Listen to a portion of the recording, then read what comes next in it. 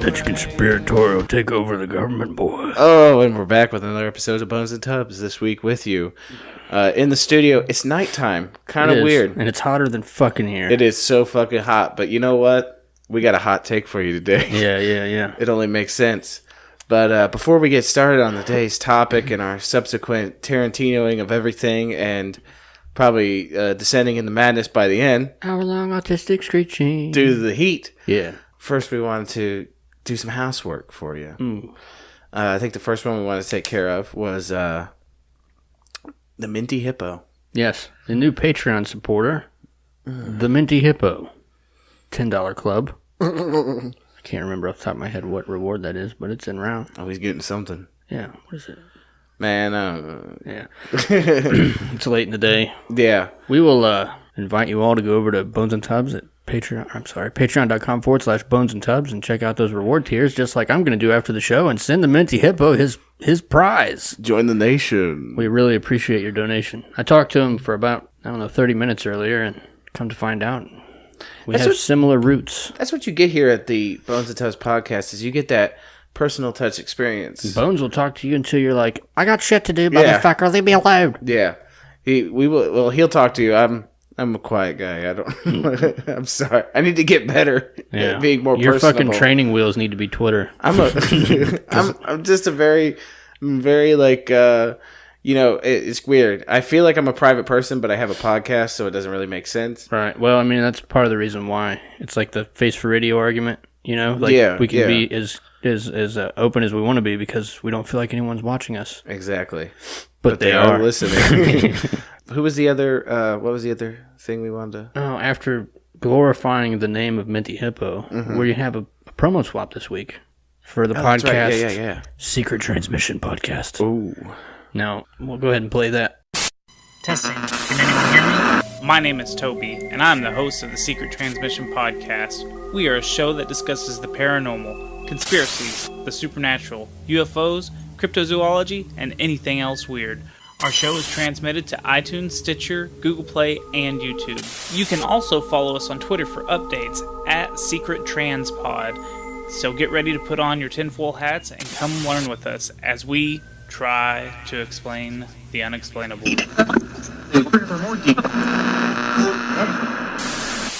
And we're back. That was spicy. Spicy. I tell you what, I really love communicating and melding with other podcasts that carry the same tune that we do. Conspiracy style? You know what I mean? I don't want to know what would happen if they got all of us different conspiracy podcasters together in a room together. But created our own union of sorts. They probably need to make sure the floors are lacquered and, put some air fresheners in there as well. If you threw us all in a giant gymnasium together and then threw in a bottle of vodka and it landed in my lap, it's going to be turnt. Because here's the thing, imagine on a daily basis, me and my podcasting partner, we love talking to people about conspiracy. Yeah. That's our life. We talk about it constantly. The Factory of Sadness allows us a lot of time just to simply talk. Right. That's what we do. So sharpen our knife. Exactly. And that's the thing is you play against people that might not agree with you on certain things, and it's a good way to hone your rhetorical skill, as I say. It's good. I can't imagine being a room full of people that are as woke as we are. You couldn't tell them anything. No. Well, they definitely could, though, because, we all have our own brand. I really like their podcast for the fact, I was going through one, listening to some Mothman. Yeah. It's just some different stuff that some people would consider fringe, but I like it. I like the Secret Trans Pod's way of going about it. Yeah. We've all got our individual fingerprint. Everybody should go and check them out. They're on iTunes. Stitcher. Secret Transmission, and there's a couple others like Baked and Awake. Oh, man, love Baked and Awake. I would love... I used to do that a lot. Right? You imagine if, there's one that I wish he would make contact with us, or maybe we should just try to make contact with him, and that is definitely Greg Carlwood over at the Higher Side Chats. I've talked to him. You've talked to him? A couple times. Really? He kind of... he's all right. Yeah? Yeah. I do love the Higher Side Chats. It's right when we started our podcast. Oh, is when I was messaging him, and I was asking him questions, and I probably sent him 6 questions. Yeah. And he responded with a link to a podcast builder business that he said he used. It was like $2,000. I'm like, oh, go fuck yourself. Yeah, he does put together a good podcast, though. Oh no, it's a great podcast. I'm sure it's a great service too. But I mean, we hit it from the ground. You know, and then there's We Are the People's podcast. Yeah, there's those butt chuggers over there at Ohio. Oh yeah, I need to make contact with him again. We're supposed to be doing a show with them on Monday. This coming Monday? No, just some Monday. He hasn't responded back yet. Okay. Yeah, because we were talking about doing a show with them as well because, we know Nick Alicious from the show personally. Yeah. And love to do a show with them. Yeah. You know, they would have to definitely... I feel like... Now, I don't know if they're in the same conspiratorial wheelhouse that we're in, though. They reside in the paranormal. We kind of deal, I think, with the shit that makes them upset.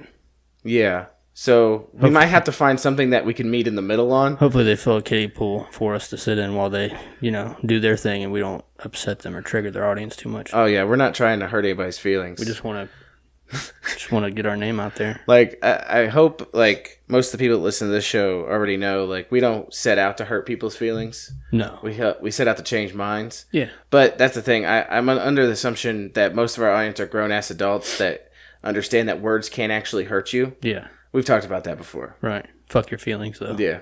And then the last thing I want to talk about today, and this is strange for our podcast, because for once, Tubbs is going to get positive about government. Uh-oh. Now, if you could somehow edit, like, it very faintly in the background, some sort of patriotic song. Yeah. Like, maybe not Yankee Doodle, but something to the tune. Okay. But we're not usually patriotic individuals. Well, okay. No, I don't know. Hold on. I fucked myself on that one. We are patriotic individuals, but we don't talk about positive things about politics too often, right? Or government, for that matter. Yeah. I'm fucking this up. This is the worst campaign ad ever. But we had a conversation a few days ago, and I talked about never compromising again on my beliefs, right? Yeah. Well, here in Ohio, there's a governor election coming up.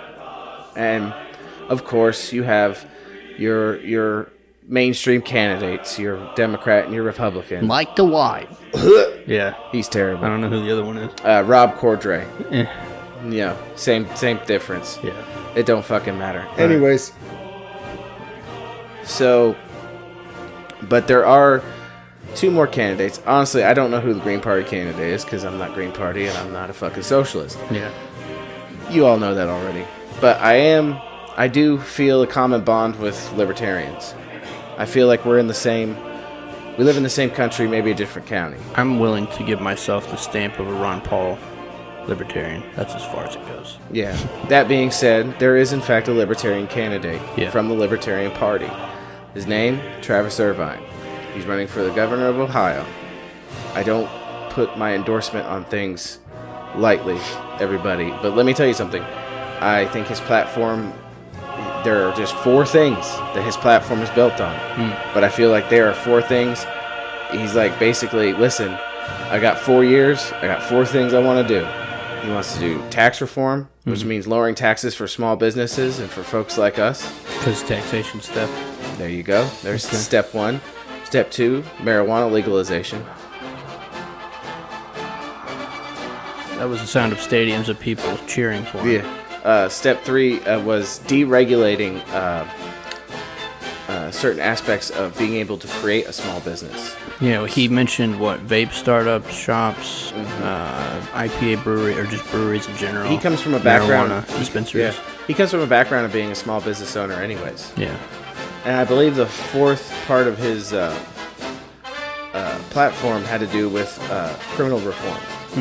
And that had to do with changing the laws so people don't get put in cages for things that they don't deserve to be in cages for. Is he involved with the grassroots issue for issue 1? He is. Good. Which is another thing that's close to Bones and Toes' heart is issue 1 in Ohio. For all you Ohioans out there that listen, go out there and sign that petition. I already did. You can basically boil it down to no victim, no crime. Yeah. And as a staunch, I don't know what, but definitely freedom loving. Yeah.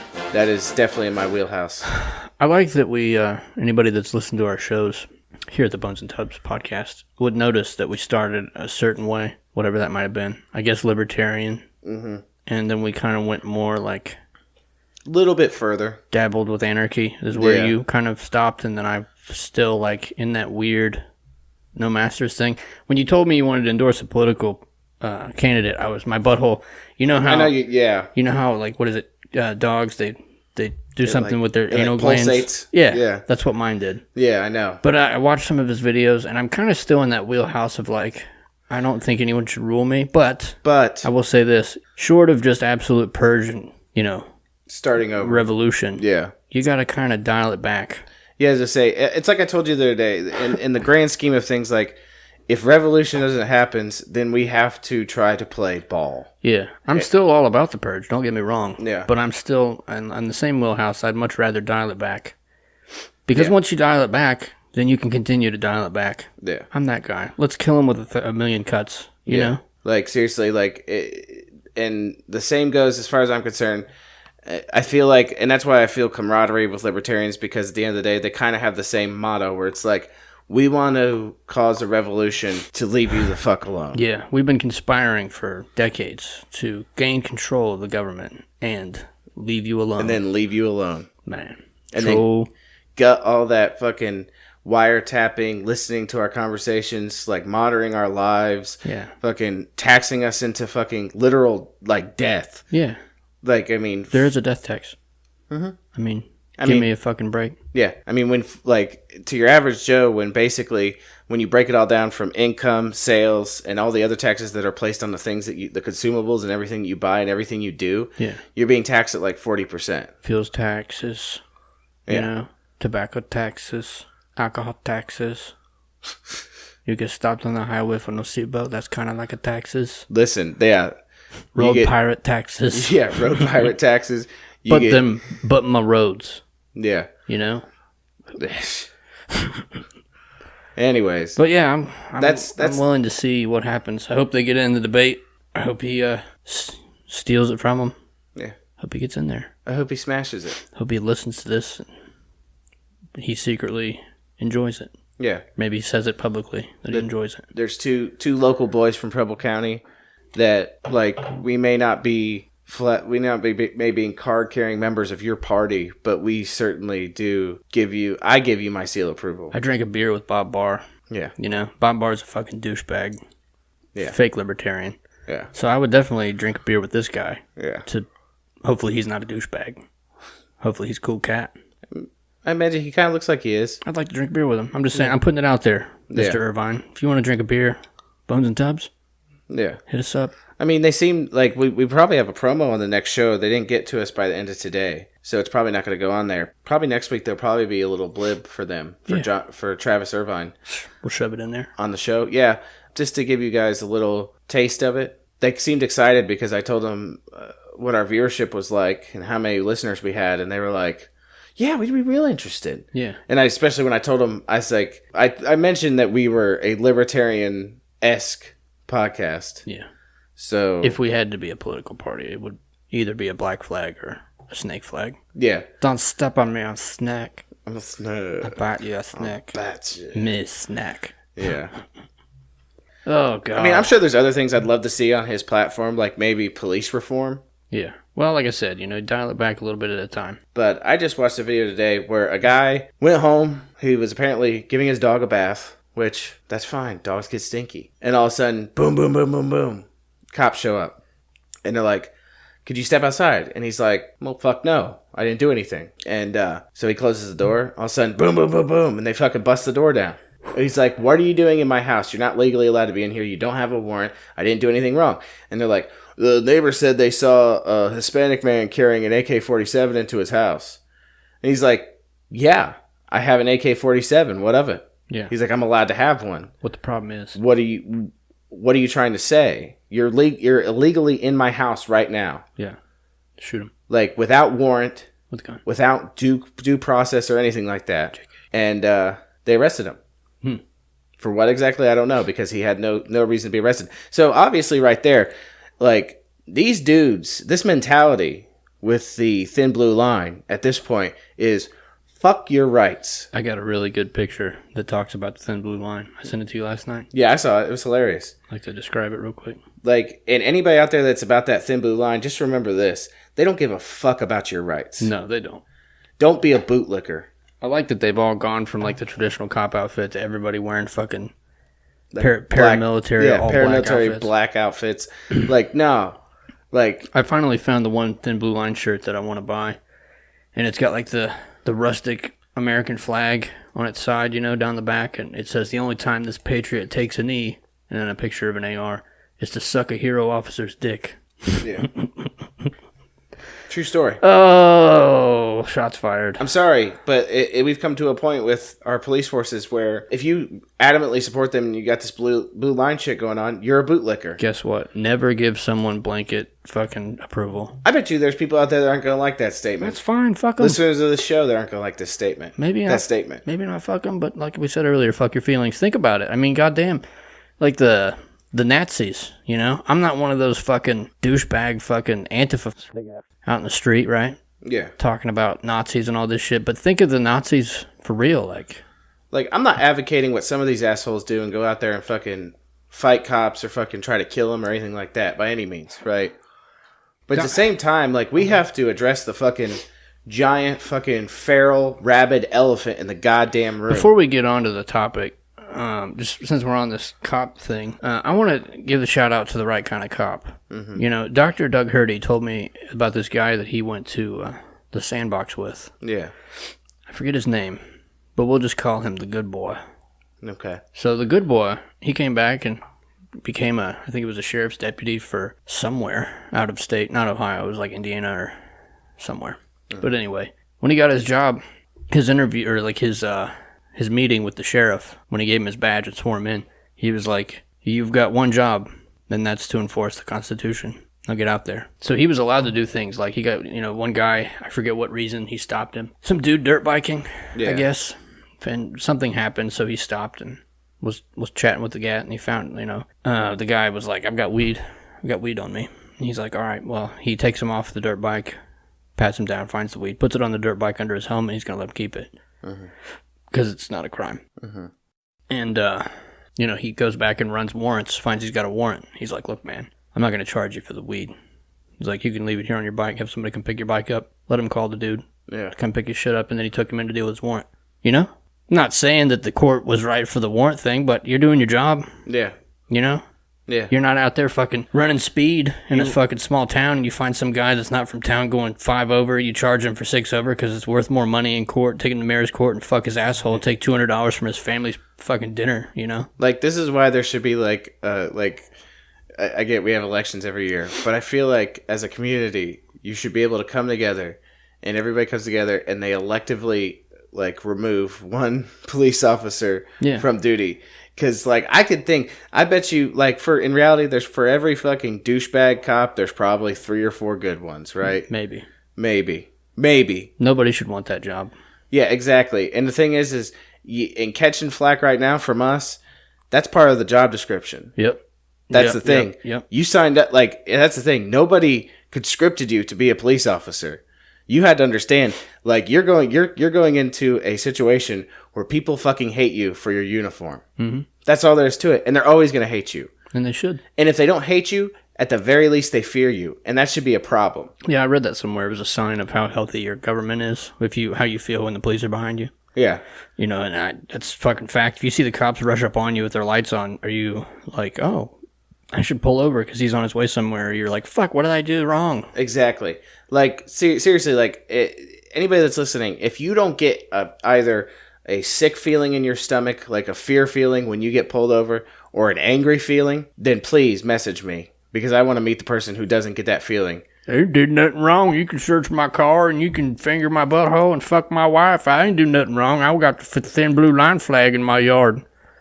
You can come on in there and fuck my kids and shoot my dog. Because I didn't do nothing wrong. Because I didn't do nothing. What are you scared of? You terrorist or something?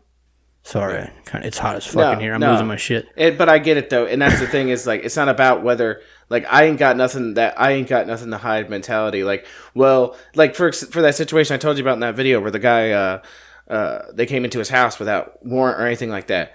There's some bootlicker out there that would be like, well, if you ain't got nothing to hide, why do you care if the cops are in your house?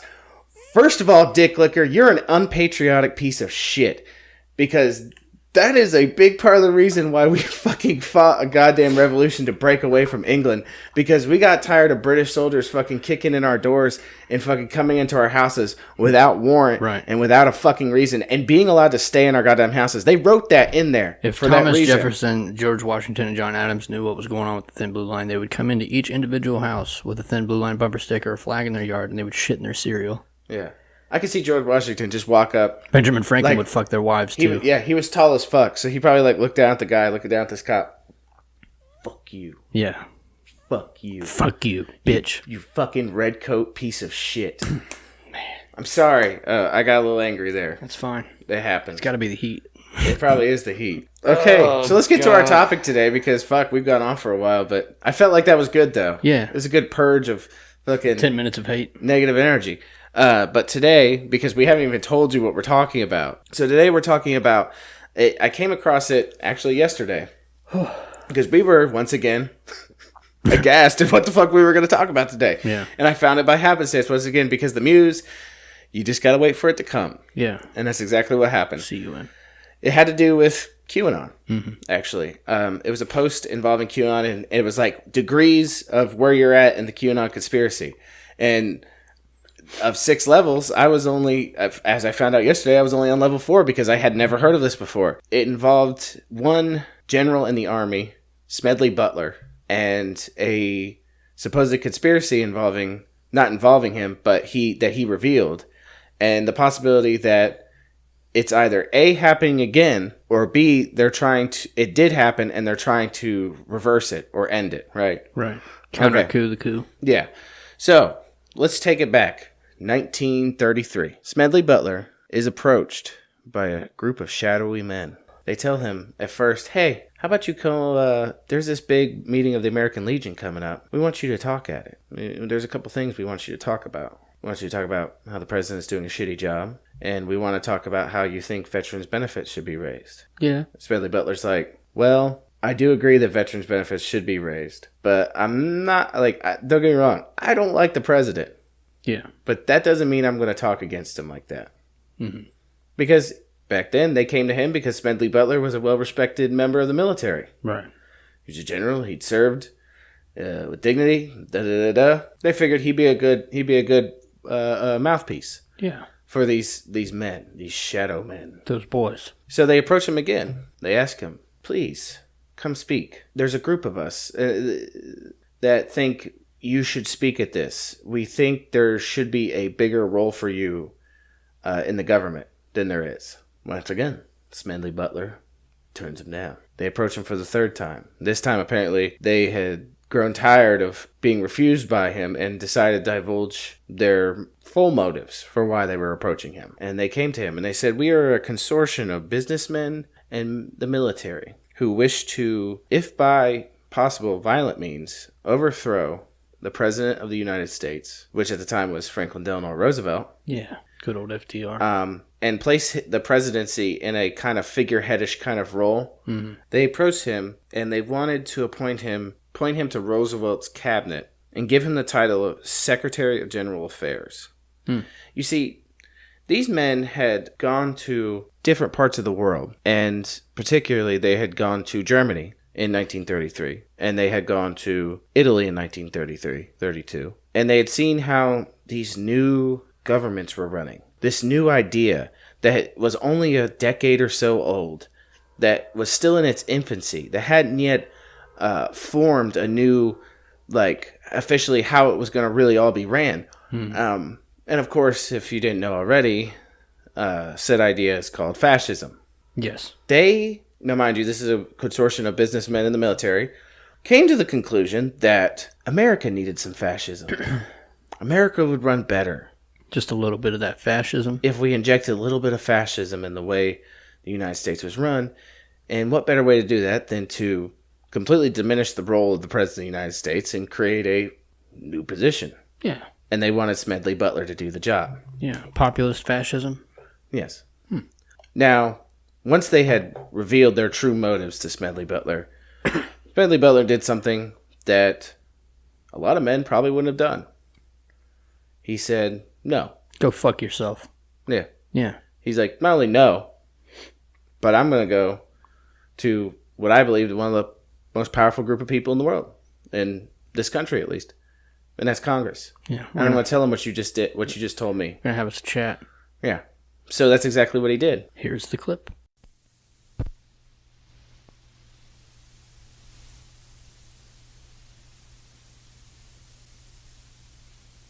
I appeared before the Congressional Committee, the highest representation of the American people, under subpoena to tell what I knew of activities which I believe might lead to an attempt to set up a fascist dictatorship. The plan as outlined to me was to form an organization of veterans, to use as a bluff, or as a club at least, to intimidate the government and break down our democratic institutions. The upshot of the whole thing was that I was supposed to lead an organization of 500,000 men, which would be able to take over the functions of government. I talked with an investigator for this committee who came to me with a subpoena on Sunday, November 18th. He told me they had unearthed evidence linking my name with several such veteran organizations. As it then seemed to me to be getting serious, I felt it was my duty to tell all I knew of such activities to this committee. My main interest in all this is to preserve our democratic institutions. I want to retain the right to vote, the right to speak freely, and the right to write. If we maintain these basic principles, our democracy is safe. No dictatorship can exist with suffrage, freedom of speech, and press. And there it was. Mm-hmm. So he went to them. He told them what their plan was. Now, this is where you're like, well, this is all history. Why would you be telling us this? Well, two things. One, his documentation of this incident didn't go anywhere. They shut it down. The newspapers called it a hoax. Fake news. Mm-hmm. Yeah. Newspapers owned by rich moguls that were probably part of this group in the first place said it was a hoax. They said it never happened, even though there was actual, involved with it. There were funds that went missing. Mm-hmm. And nobody knows where those funds went. This whole coup that could have happened. Yeah. Never did. That ended up happening eventually. We just haven't pinpointed exactly when yet. I have an idea. Yeah. If you want my idea, now this is unscripted. Not only do I want it, but they want it too. It just came into my brain. Yeah. So, to make a long story short with Smedley Butler, he basically was called a fraud. And that there was nothing legitimate about what he did. So he staked his reputation to tell the truth to the American people. Yeah, and you know what he said about it? He said that he thought what he did by telling Congress what they told him was the democratic thing to do. It kind of makes me a bit of he's a bit one of my heroes now. Yeah, that's some heroic shit. Yeah.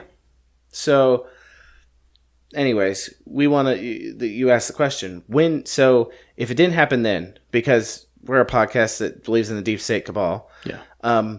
We might ask ourselves, when did it happen? Because it obviously did. There wouldn't be a show right now if it had never happened. If there was never a deep state or a cabal, and I could kind of pinpoint it down. I don't think it happened suddenly. I don't think it was just light switch off. I think there were events in a sequence that happened. Yeah. President Dwight D. Eisenhower is the first person to coin the term military-industrial complex. A consortium of military men and businessmen come together to basically make money on warfare. Yeah. It's like you've had these tentacles before, because you had the financial tentacle taken over from the Federal Reserve. Mm-hmm. Who was the president that gave the speech about that in 1914, I think? Woodrow Wilson. So Woodrow Wilson gives his speech then. And then you go fast forward World War II to the collusion between, like we were joking earlier about our unofficial sponsor was going to be Coca-Cola, because they were one of the companies that made money with the Nazis and the Germans during World War II. They couldn't sell Coke in the United States hardly as much as they were, so they decided to make Fanta Orange, and that was the Nazi cola. Fanta. And then you had Henry Ford given the Ford plant to build tanks, Yeah. And then you had IBM, right, for the computers to track the Jews. Yeah. So you've had like the banking, the corporations, and then but where does it go after that? Well, Eisenhower knew that World War II happened, right? Yeah. And I feel like that was kind of whether it was done by design or whether it was a natural occurrence that was gonna happen regardless. Or maybe people just push things in the right direction to make it happen. But World War II is the defining moment where people were making money hand over fist Yeah. on warfare, right? And normally, before then, war's over, lower it back down. Yeah. Take it back down a few notches. Turn it down, boy. But it never turned back down. No, it just ramped up. They fucking kept turning the dial up and up. And Eisenhower warned about it. He was in the military. He saw it. Mm-hmm. He saw it for what it was. Yeah. Men who were taking advantage of political strife and making money off of it. Mm-hmm. And he gave it a name then. For me, though, I think the defining moment when it truly became the deep state, the cabal as it was, and it wasn't just a group of men trying to make as much money as they could, was the assassination of John F. Kennedy. Yeah. Because we've talked about it on the show before, we know that they didn't, that Kennedy wanted out of Vietnam, which was at the time it was going to be the military-industrial complex's bread and butter. Mm-hmm. Equipment, money, everything you can imagine. And he wanted to dismantle the CIA. Yeah. It could have been a kill two birds with one stone scenario. Rip them into 1,000 pieces and throw them to the four winds. Yeah. So I think that was their coup in and of itself. Yeah. Because at that point, even if Johnson wasn't a part of it, all they have to do is be like, hey, listen, LBJ, we understand you have a gigantic penis. Huge dick. Huge Big fucking dick cock. swinging Johnson. Big Johnson. Huge fucking dick. Yeah. But here's the dig, brother man. Big dog. You're going to do what we tell you, or we're going to blow out your fucking head, too. Right. And I bet you they say it with a smile on their face, like, Yeah. hey, bud, we're going to fucking kill you. And cut your giant dick off, put it in your mouth. Jumbo. But, So, do you think that they took public face with the attempted assassination of Ronald Reagan? see, I don't know. Because then, like, I see what I've been reading and watching with these documentaries and stuff, trying to kind of figure out, because, like we talked about, since 1913, even before then, you had all those, like, organized, sort of slippery octopus tentacles touching people, like Abraham Lincoln. Mm-hmm.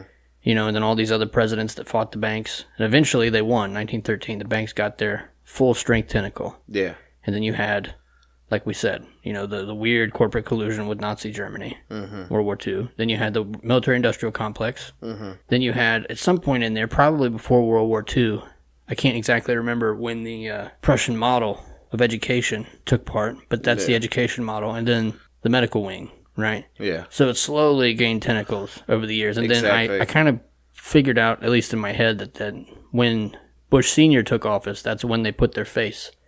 Ever since then, it was puppets. Entirely puppets. And, well, see, here's the thing, though. I think it got to a point where the office of the president, and I think this happened to JFK, in reality, we've balked before about how we feel like the president has become too powerful. Yeah. But in reality, I think more or less, before where they wanted to make it more of a figurehead position, right? Yeah. I think they kind of started doing that with LBJ. Because...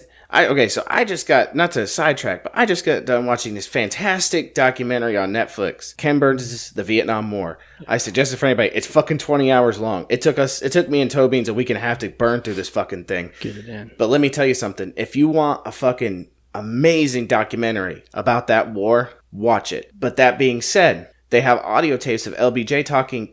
There is not one tape where he's talking positive about being in Vietnam. Every one of them is, we need to get out. Yeah. And yet they remain. Nixon talked about it too. And it wasn't until, there was this huge protest. And this protest didn't just involve hippies or anything like that. This was a protest it's the largest protest that has ever happened in the United States of America to end the war in Vietnam. And it was blue-collar people, hippies, didn't matter. It was just, bring our troops home. Yeah. We're done with this. We're done with it. Right. And I think by then they realized if they continued this fruitless war, they'd be apt to lose it all. Sorry, in a people's revolution. My phone just alerted me that Google's been spying on me. Oh, that's good. During our conversation just now. It was using my camera while we were talking about that. Whatever. Okay, yeah, that's kind of weird. No all problem. Right then. Yeah, so that gave me a little bit of chill. Yeah, that's cool. Thanks, Android, for hooking me up with that info. So, basically, they had no choice in the matter. They had to end the war because public sentiment was the fever pitch was so high. You had regular folk, the quote unquote proletariat, like, fuck this shit. Yeah. They had to end it because they could have lost everything. Right. If they would have kept going with it. So they had no choice and ended the war. Yeah. But I think ever since then, in reality, any president that has tried to press back and fight against the cabal has at least had a fucking shot blown across their bow. Yeah. Or anybody that could have threatened it, i.e. Bobby Kennedy. You know what I mean? Like somebody who could have rose above it. Right. Who was a people's president. It's kind of interesting with this, how we've been following, and not riding Trump's dick, but watching what it's been doing with the QAnon stuff. And, like, if you think about it, when he got into office, he was talking about not necessarily relying on the Secret Service. He had his own private Secret Service. Yeah. You know, his own private contractors. The Secret Service detail that he handpicked for himself, one of them died not that long ago, in what most people believe was an assassination attempt on Trump while he was in Scotland. They had another QAnon revelation that happened. Like, they were saying, I think it was today or yesterday. I think it was yesterday. Yeah. They would say, like, you know, September 17th, 2018 is the day for FISA. And then Trump comes out and gives a speech or whatever and calls for the unredacted copy of FISA to be released. Yeah. So it seems like, to tie it all together with the Smedley Butler thing, like, the counter coup that they tried with Smedley Butler failed with him, but was successful ultimately. Yeah. And that Trump and the QAnon wing are the counter coup. They did it more slowly, more deliberately. Yeah. Than just a flat out coup. Death by a million cuts. Yeah. So anyways, get to like the 90s, and then you get into some really greasy shit, because not only now do you have presidents who at least let it, they understood it was going on, but really couldn't do anything about it. Right. Now you start getting into individuals who don't just let it happen, but are actively a part of it in and of itself, i.e. George W. Bush. Yeah, fuck. I.e. Bill Clinton, who I think at first wasn't an active participant, but the stuff I read today involving, like, basically how he got involved is they had him on video fucking doing blow when he was governor of Arkansas. And they were like, listen, if you ever want to be in politics again, you're going to do what the fuck we tell you. Well, they came into it like 100,000-aires and left multimillionaires. And they that's definitely the thing. got into it, especially like the QAnon leaks that are coming out with the sex trade in the Clinton Foundation. Yeah. Like, yeah, he was like, yeah, fuck, please don't show people me doing blow. And then he just went in full force with it at some point. So now we get to the present day. And basically what I've gotten from all this is that basically QAnon, who this theory goes with, what QAnon is actually a group of white hat military individuals who realized what was up, decided to do something about it. Modern day Smedley Butlers. Yeah, except it's in reverse. Right. Instead of performing a coup Counter-coup. to bring fascism to the United States, it's to fucking do a coup to remove the deep state from the government that has, like, slowly been fucking wiggling its tendrils into every aspect of government, right? Yeah, even into our phones to watch us with the camera while we're recording an episode of the Bones and Tubs podcast. Yeah, so they're trying, what it seems like is they're doing a reverse coup. Now, the one thing I did read involving the New Age stuff is that, one, it's a group of military individuals. Yeah, right? Military intel. Yeah. One of them being Manafort, who, right after Trump got elected, 2 weeks after he got elected, he went to Trump Tower. And they don't know what the meeting was about, but the assumption is that he told him, hey, Obama issued a FISA warrant on you and has been recording you for a while. Yeah. And that there's a group of individuals who, what was his name? Fucking love the good, the fire memes, the dankest of them. This is where I got it all from. Nice. So, a lot of people are looking towards Admiral Michael S. Rogers. They believe he's the quote-unquote Smedley Butler of this situation. Yeah. He's the one that's like, we need to get these dick lickers out of this. Right. They don't have our best interests at heart. The public face, too, that I hope comes out of it is the JFK Jr. cat. Oh, my God. That was true. That'd even make my fucking head explode. So, the rumors are, now mind you, these are rumors. This is all, like, even before Trump was elected, this whole thing was already in talks, but they were talking about doing a hot, live fucking coup, right? Yeah. They got Trump on board with this, right? Mm-hmm. And when they told Trump the plan, Trump's like, nah, we're not going to do it like that. He's like, I don't want this, like, because he's like, if you fucking go in there and fucking remove Obama from office and all this shit, he's like, it will cause a fucking civil war and people are going to fucking die. Yeah. He's like, we can do this a different way. And apparently that's what's going on right now. Yeah, they're trying the very last-ditch effort to prevent a hot war. Yeah.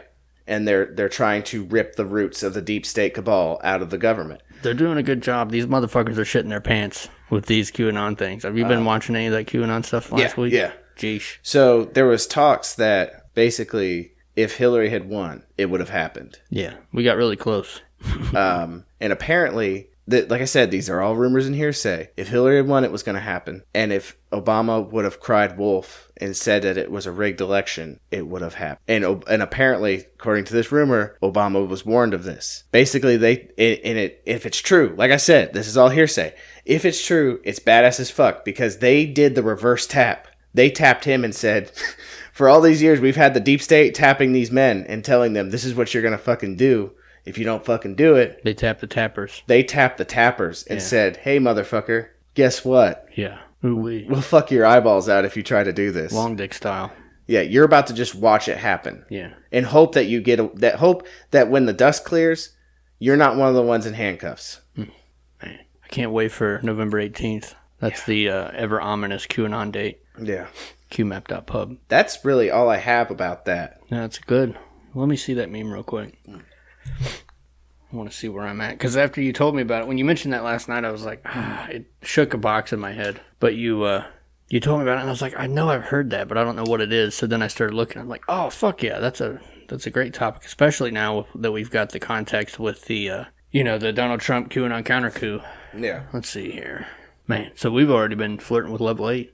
I'll go ahead and share that, or you can share it on the Bones and Tubs page. Basically, I just showed him the meme that had started this momentum with the Smedley Butler thing.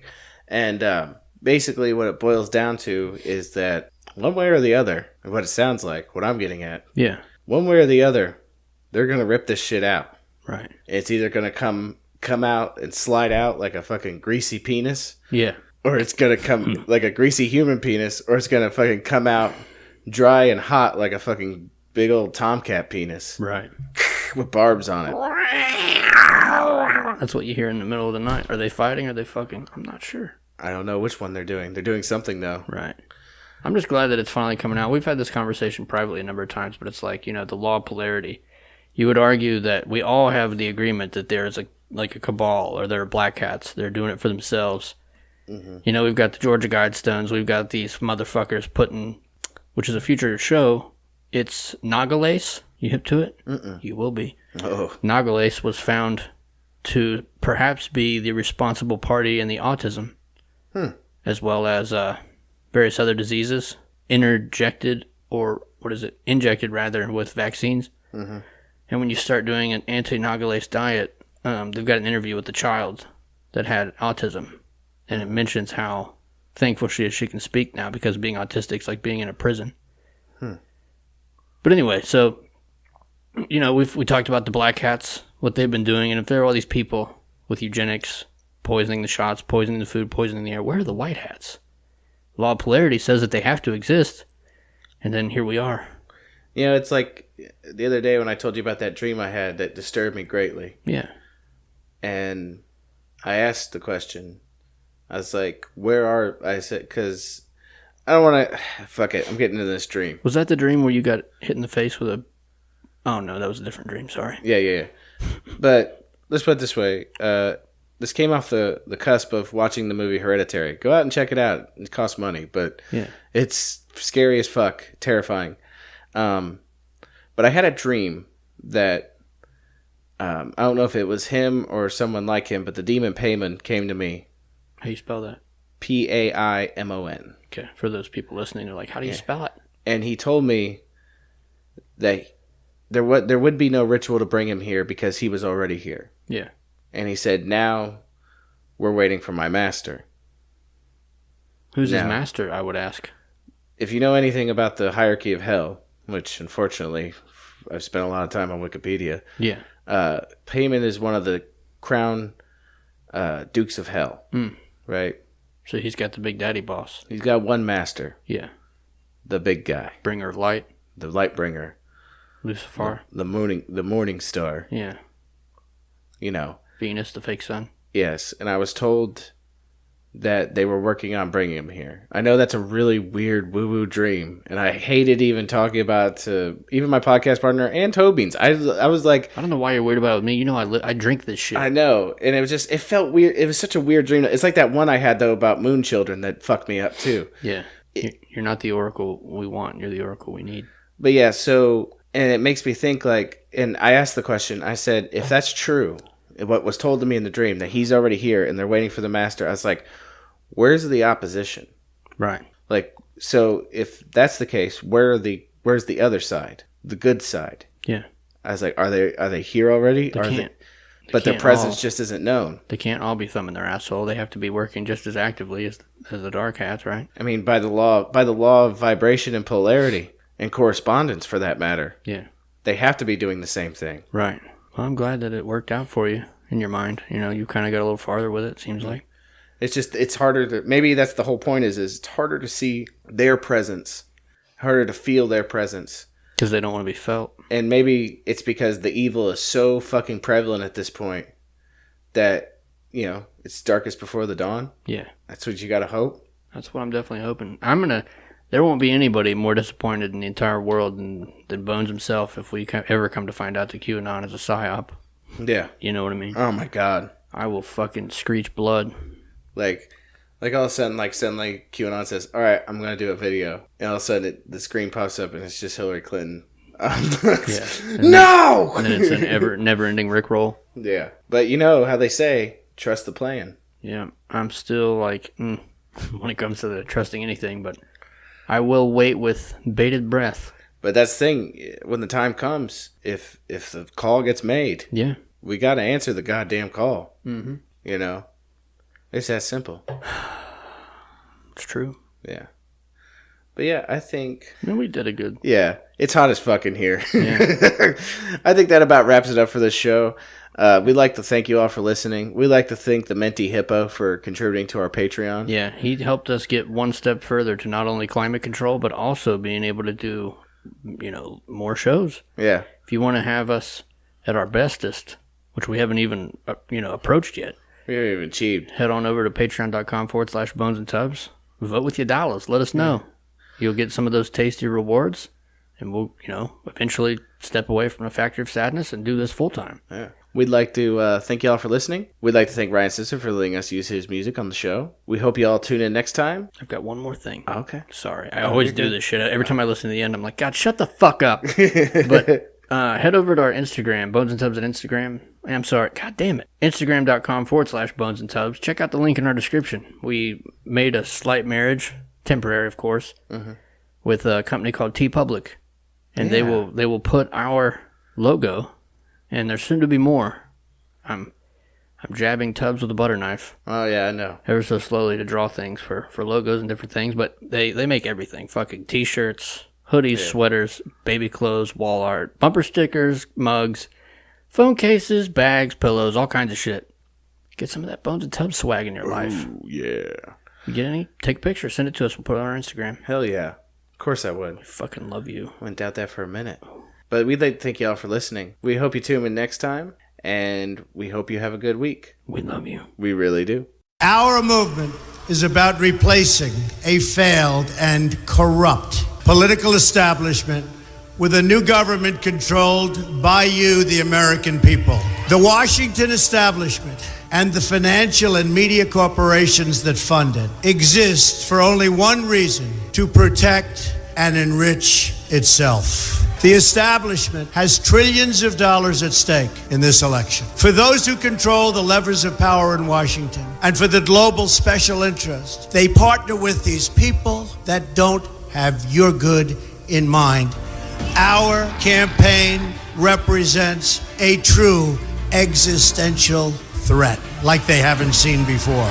This is not simply another 4-year election. This is a crossroads in the history of our civilization that will determine whether or not we, the people, reclaim control over our government. The political establishment that is trying to stop us is the same group responsible for our disastrous trade deals, massive illegal immigration, and economic and foreign policies that have bled our country dry. The political establishment has brought about the destruction of our factories and our jobs as they flee to Mexico, China, and other countries all around the world. It's a global power structure that is responsible for the economic decisions that have robbed our working class, stripped our country of its wealth, and put that money into the pockets of a handful of large corporations and political entities. This is a struggle for the survival of our nation, and this will be our last chance to save it. This election will determine whether we're a free nation or whether we have only the illusion of democracy, but are in fact controlled by a small handful of global special interests rigging the system, and our system is rigged. This is reality. You know it, they know it, I know it, and pretty much the whole world knows it. The Clinton machine is at the center of this power structure. We've seen this firsthand in the WikiLeaks documents, in which Hillary Clinton meets in secret with international banks to plot the destruction of U.S. sovereignty in order to enrich these global financial powers, her special interest friends, and her donors. Honestly, she should be locked up. The most powerful weapon deployed by the Clintons is the corporate media, the press. Let's be clear on one thing. The corporate media in our country is no longer involved in journalism. They're a political special interest, no different than any lobbyist or other financial entity with a total political agenda, and the agenda is not for you, it's for themselves. Anyone who challenges their control is deemed a sexist, a racist, a xenophobe. They will lie, and then again, they will do worse than that. They will do whatever is necessary. The Clintons are criminals, remember that. This is well documented, and the establishment that protects them has engaged in a massive cover-up of widespread criminal activity at the State Department and the Clinton Foundation in order to keep the Clintons in power.